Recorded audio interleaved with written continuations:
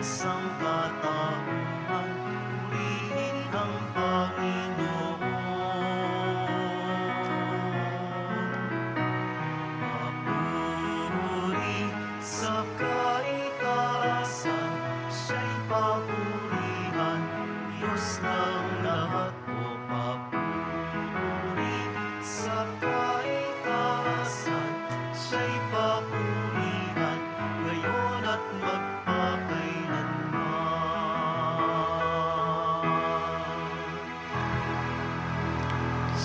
Sa ngalan ng Ama at ng Anak at ng Espiritu Santo, Amen. sumainyo ang Panginoon. At sumaiyo rin. Aminin natin ang ating mga kasalanan upang tayo ay maging marapat gumanap sa banal na pagdiriwang. Panginoong Jesus, binigyan mo kami ng bagong buhay.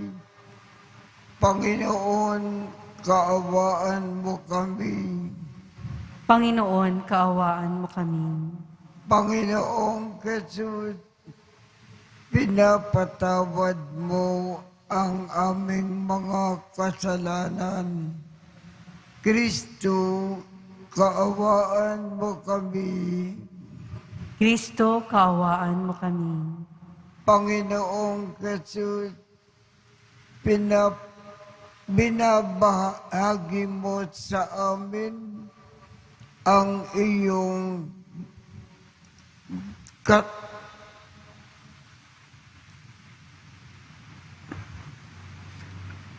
katawan at dugo sa Eucharistia. Panginoon, kaawaan mo kami. Panginoon, kaawaan mo kami. Kaawaan tayo ng Diyos Amang makapangyarihan. Patawarin ang ating mga kasalanan at patnubayan tayo sa buhay na walang hanggan.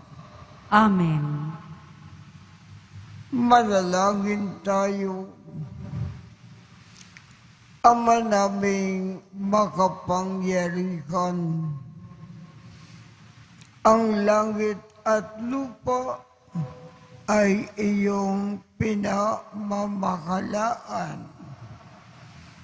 Dinggin mo ang paglukog ng iyong sambayanan at pagkalooban mo kami ng kapayapaan araw-araw sa pamamagitan ni Jesucristo kasama ng Espiritu Santo magpasawalang hanggan. Amen.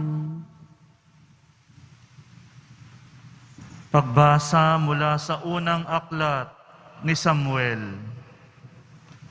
Noong mga araw na iyon, sinabi ng Panginoon kay Samuel, "Huwag mong ikalungkot ng labis ang pagkaalis ko kay Saul bilang hari. Magdala ka ng langis at pumunta ka kay Hese na taga Bethlehem, sapagkat pinili ko ng maging hari ang isa sa kanyang mga anak." Sumagot si Samuel, "Paano ako pupunta roon? Tiyak na papatayin ako ni Saul kapag nalaman niyang nagpunta ako roon." Sinabi ng Panginoon, "Magdala ka ng isang dumalagang baka at sabihin mong maghahandog ka sa akin. Anyayahan mo si Hese at ituturo ko sa iyo kung ano ang gagawin mo at kung sino ang papahiran mo ng langis." Sinunod ni Samuel ang utos sa kanya ng Panginoon. Nagpunta nga siya sa Bethlehem. Siya'y sinalubong ng matatanda ng lungsod at nanginginig na tinanong, "Sa ikabubuti ba namin ang inyong pagparito?" "Oo," sagot niya. "Naparito ako upang maghandog sa Panginoon. Ihanda ninyo ang inyong sarili at sumama kayo sa akin." Pinahanda rin niya si Hese at ang mga anak nito at inanyayahan sa paghahandog. Nang magkaharap-harap na sila, nakita ni Samuel si Eliab.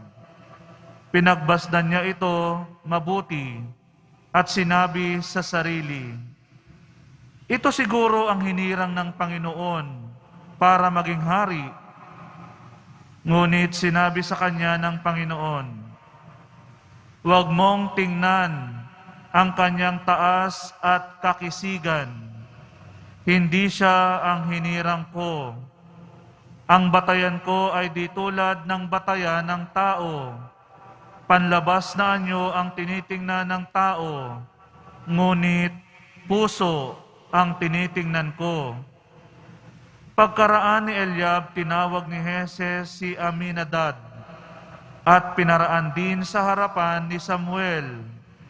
Ngunit umiling si Samuel at sinabi, "Hindi rin siya ang hinirang ng Panginoon." Tinawag ni Hese si Sama, ngunit sinabi rin ni Samuel na hindi ito ang pinili ng Panginoon. Isa-isang tinawag ni Hese ang 7 niyang anak, ngunit walang pinili sa kanila ang Panginoon.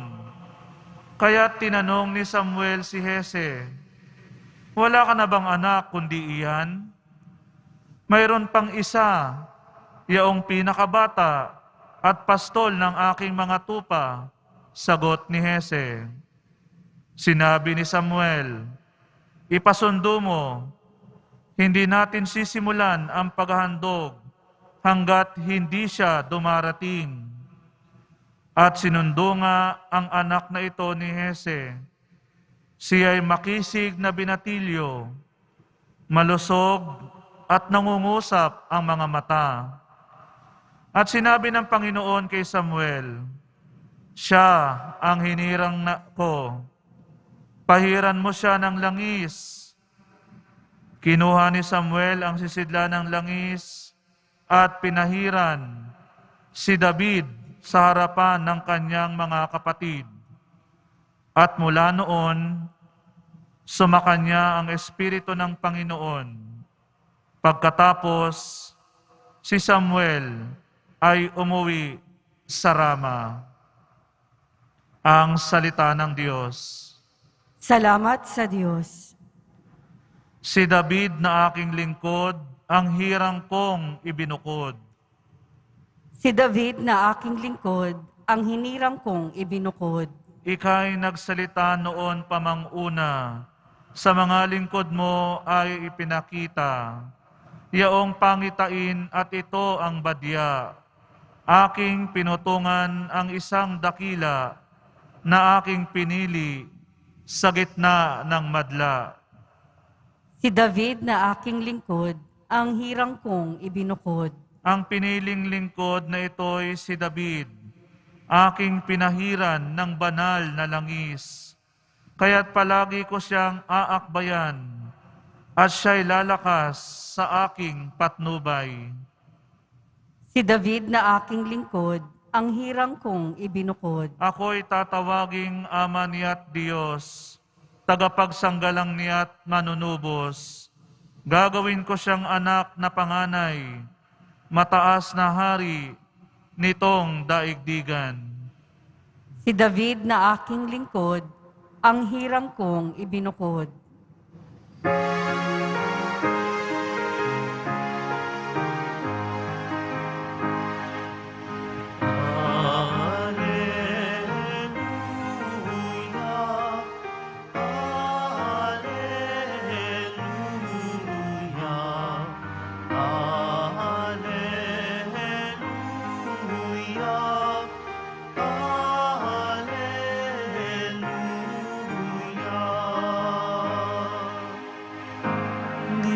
Ama ni Jesucristo, kami ay liwanagan mo at tutugon kami sa'yo.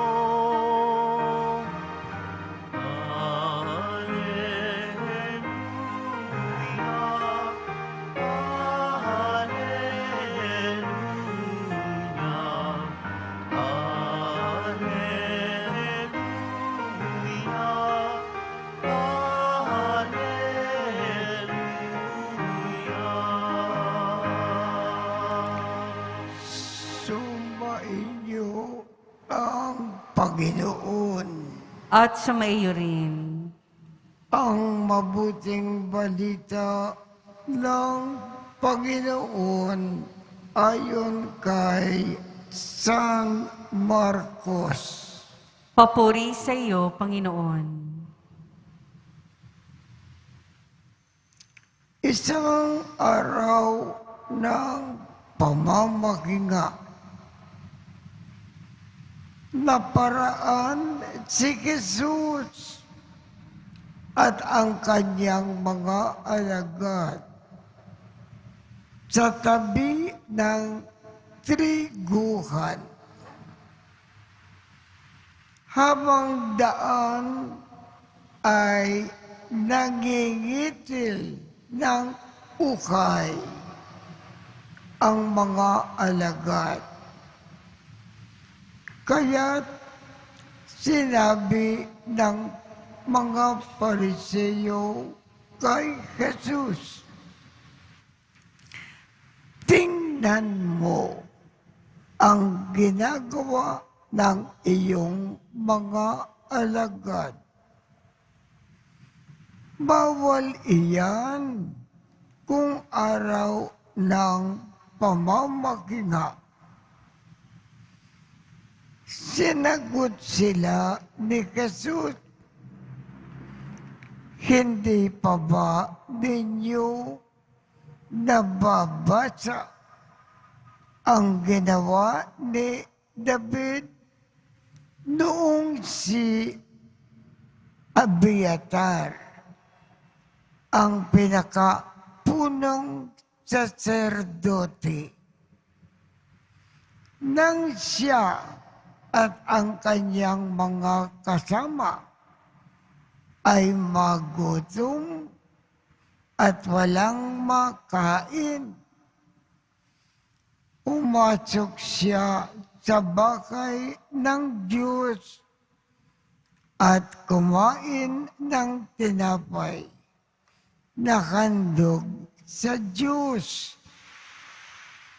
Ayon sa kautusan, ang mga saserdote lamang ay may karapatan kumain diyon. Ngunit kinain iyon ni David at binigyan pa ang kanyang mga kasama. Sinabi pa ni Jesus, itinakda ang araw ng pamamahinga para sa kabutikan ng tao.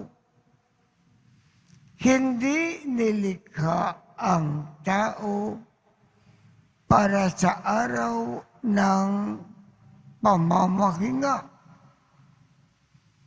Kaya't maging ang araw ng pamamahinga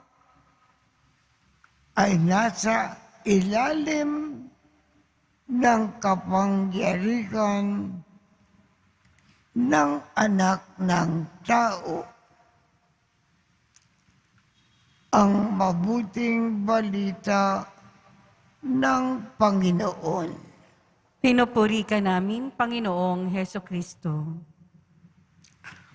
Sa pamamagitan po ng ating Ebanghelyo ngayong umaga, ibig pong ipaalam sa atin ng ating Panginoon ang tungkulin natin sa araw ng Sabat.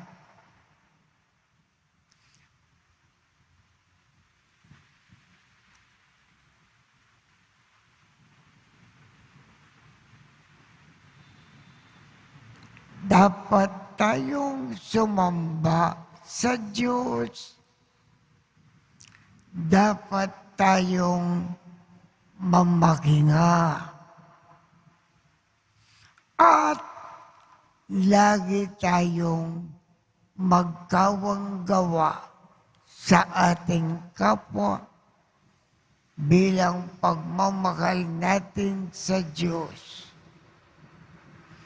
Kaya huwag natin kalimutan.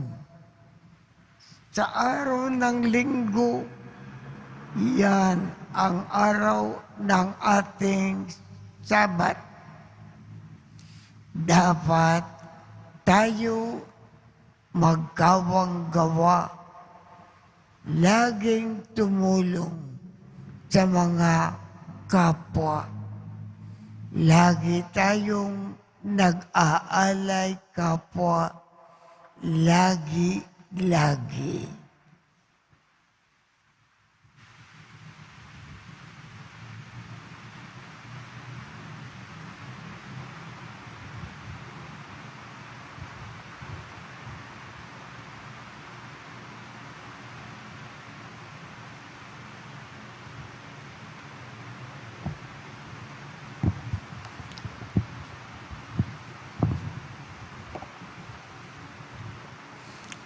Manalangin tayo sa Diyos Ama na tinawag tayong maging Kanya na malalayang mga anak sa pamamagitan ng Kanyang anak na si Jesu Kristo. Ang ating tugon, Panginoon ng araw ng pangilin, basbasan mo kami. Panginoon ng araw ng pangilin, basbasan mo kami. Ang lahat ng mga Kristiyano, naway ituring ang mga utos ng Diyos bilang pinto sa kalayaan mula sa pagkakasala. Manalangin tayo. Panginoon ng araw ng pangilin, basbasan mo kami. Ang lahat ng mga mambabatas, naway gumawa ng mga makataong batas na maglilingkod para sa ikabubuti ng lahat. Manalangin tayo. Panginoon ng araw ng pangilin, basbasan mo kami. Ang batas naway huwag nating ilagay ng higit pa sa ating pagkatao. Bagkus unahin ang pagpapatupad ng dakilang utos na magmahalan tayo.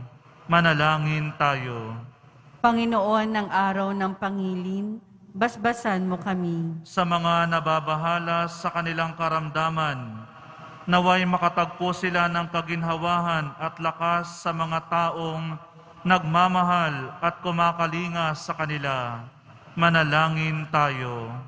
Panginoon ng araw ng pangilin, basbasan mo kami.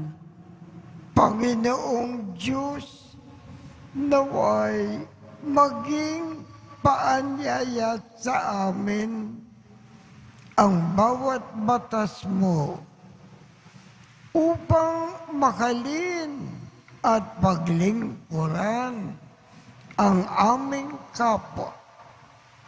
Hinihiling namin ito sa pamamagitan ni Kristo na aming Panginoon. Amen.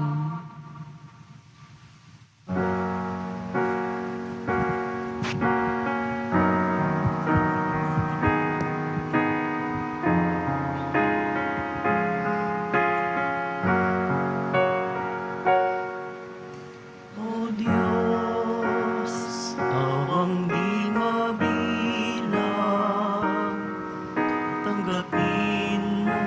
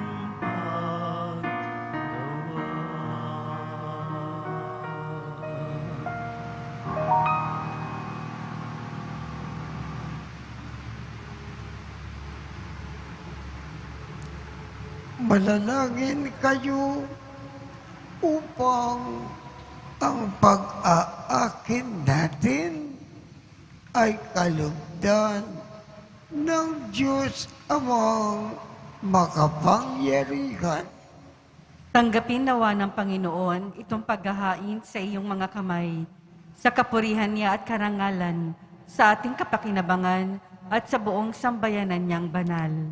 Ama naming lumikha, ipagkaloob mo na marapat na ganapin ang banal na pag-aakin, sapagkat tuwing ipinagdiriwang ang alaala ng anak mong nag-aalay, ang pagliligtas niya sa tanan ay nangyayari upang aming pakinabangan sa pamamagitan niya kasama ng Espiritu Santo magpasawalang hanggan. Amen. Sumain niyo ang Panginoon. At sa maiyo rin. Itaas sa Diyos ang inyong puso at diwa. Itinaas na namin sa Panginoon. Pasalamatan natin ang Panginoong ating Diyos. Marapat na siya ay pasalamatan. Ama naming makapangyarihan, tunay ngang marapat na ikaw ay aming pasalamatan sa iyong paglingap at kaganda kang loob. Ang tao ay nilikha mo at pinangangasiwa sa sansinuko. Sa hangad mo na siya ay iwastong lubos, siya ay pinagdusa mo sa kanyang pagtalikod. Sa iyong paggiliw, iyong ipinakintulot na makabalik siya sa pamamagitan ni Kristo Jesus. Kaya kaisa ng mga anghel na nagsisiawit ng papuri sa iyo nang walang humpay sa kalangitan. Kami ay nagbubunyi sa iyong kadakilaan. Santo, Santo, Santo, Panginoong Diyos ng mga hukbo, napupuno ang langit at lupa ng kadakilaan mo, o sana sa kaitaasan. Pinagpala ang naparirito sa ngalan ng Panginoon, o sana sa kaitaasan. Ama naming banal, ikaw ang bukal ng tanang kabanalan. Kaya sa pamamagitan ng iyong Espiritu, gawin mong banal ang mga kaloob na ito upang para sa amin ay maging katawan at dugo ng aming Panginoong Jesucristo. Bago niya pinagtiisang kusang loob na maging handog, hinawakan niya ang tinapay, pinasalamatan kanya, pinaghati-hati niya iyon, iniabot sa kanyang mga alagad at sinabi, Tanggapin ninyo lahat ito at kanin. Ito ang aking katawan na ikakandog para sa inyo.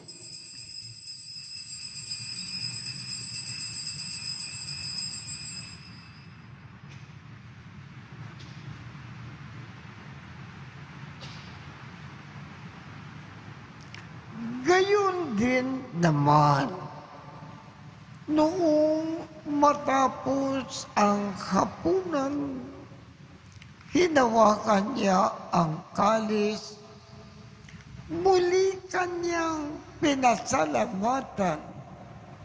Iniabot niya ang kalis sa kanyang mga alagad at sinabi, tanggapin ninyong lahat ito at inumin. Ito ang kalis ng aking dugo, ng bago at walang hanggang tipan. Ang aking dugo na ibubuhos para sa inyo at para sa lahat sa ikapagpapatawad ng mga kasalanan. Gawin ninyo ito sa pag-alaala sa akin.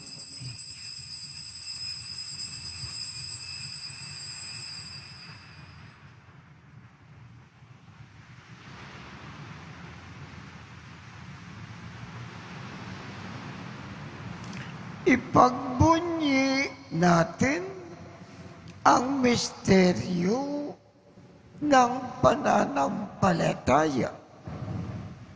Si Kristo'y namatay, si Kristo'y nabuhay, si Kristo'y babalik sa wakas ng panahon. Ama, ginagawa namin ngayon ang pag-aalala sa pagkamatay at muling pagkabuhay ng iyong anak.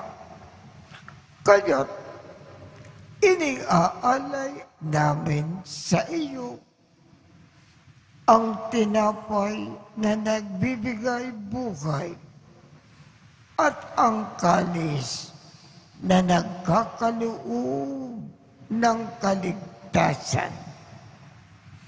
Kami ay nagpapasalamat dahil kami ay iyong minarapat na tumayo sa harap mo para maglingkod sa iyo. Isinasamo namin kaming magsasalo-salo sa katawan at dugo ni Kristo ay mabuklod sa pagkakaisa sa pamamagitan ng Espiritu Santo. Ama, lingapin mo ang iyong simbahang laganap sa buong daigdig.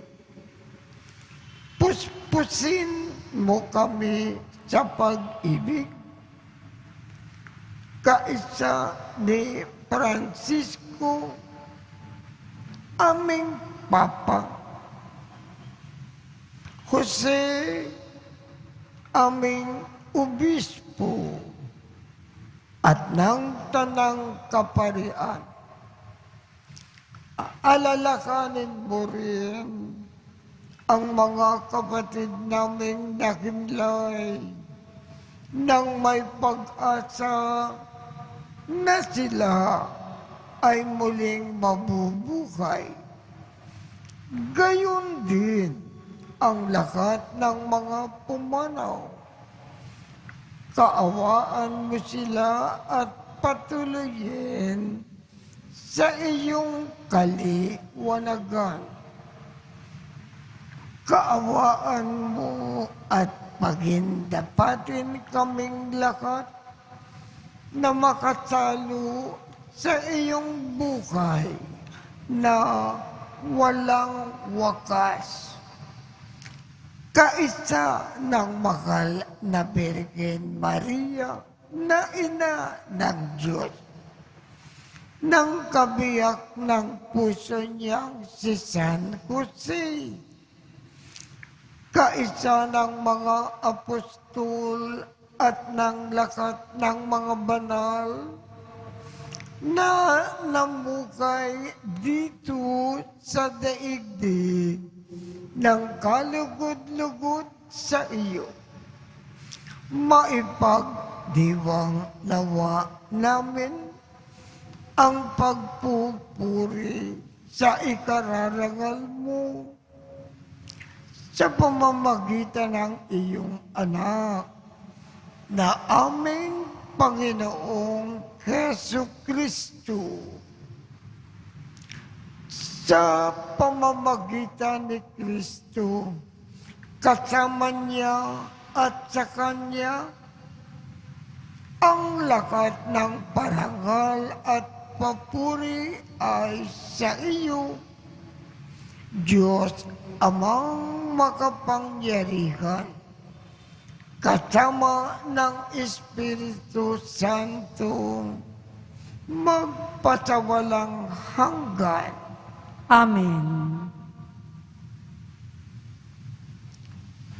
Sa tagubilin ng mga nakagagaling na utos at turo ni Jesus na Panginoon natin at Diyos, ipakayag natin ng lakas loob. Ama namin, sumasalangit ka, sambahin ang ngalan mo, mapasa amin ang kaharian mo, sundin ang loob mo dito sa lupa para nang sa langit. Bigyan mo kami ngayon ng aming kakanin sa araw-araw. At patawarin mo kami sa aming mga sala para nang pagpapatawad namin sa mga nagkakasala sa amin.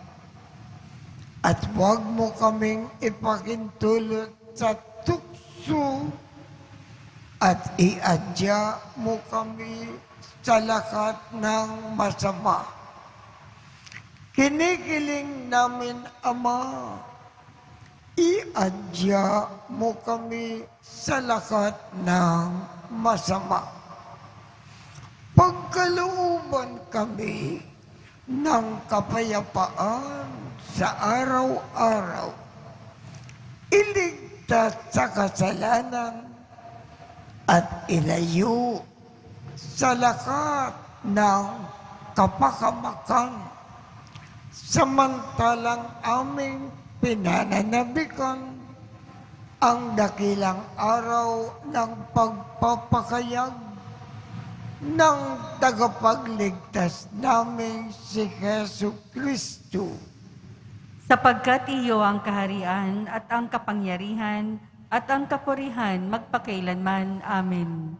Panginoong Hesu Kristo, sinabi mo sa iyong mga apostol, kapayapaan ang iniiwan ko sa inyo. Ang aking kapayapaan ang ibinibigay ko sa inyo. Tungkayan mo ang aming pananampalataya at huwag ang aming mga pagkakasala. Pagkalooban mo kami ng kapayapaan at pagkakaisa ayon sa iyong kalooban, kasama ng Espiritu Santo, magpasawalang hanggan. Amen. Ang kapayapaan ng Panginoon ay laging sumaiyo. At sumaiyo rin. Magbigayan tayo ng kapayapaan sa isa't isa. Kordero ng Diyos na nag-aalis ng mga kasalanan ng sanlibutan, maawa ka sa amin. Kordero ng Diyos na nag-aalis ng mga kasalanan ng sanlibutan, maawa ka sa amin. Kordero ng Diyos na nag-aalis ng mga kasalanan ng sanlibutan, ipagkaloob mo sa amin ang kapayapaan. Ito ang kordero ng Diyos. Ito ang nag-aalis ng mga kasalanan ng sanlibutan. Mapalad ang mga inaanyayahan sa kanyang piging. Panginoon, hindi ako karapat-dapat na magpatuloy sa iyo, ngunit sa isang salita mo lamang ay gagaling na ako.